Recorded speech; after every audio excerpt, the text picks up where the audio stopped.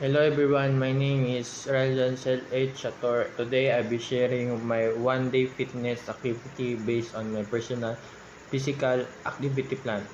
My fitness goals are to improve my cardiovascular endurance, build muscle strength, and maintain healthy lifestyle. Through this routine, I am to become more active and consistent with exercise and proper nutrition.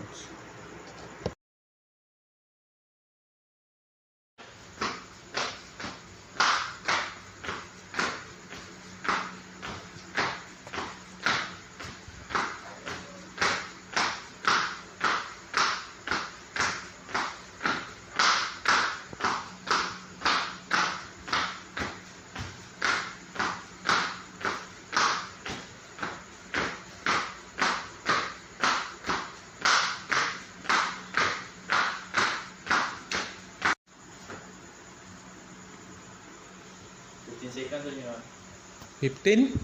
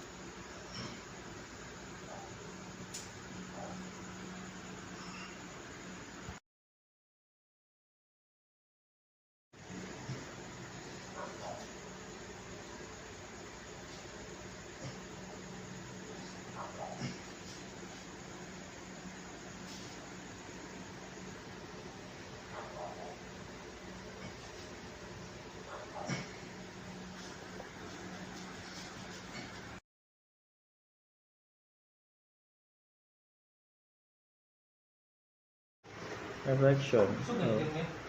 At the start of my journey, I wanted to become healthier, more active, and improve my endurance and strength.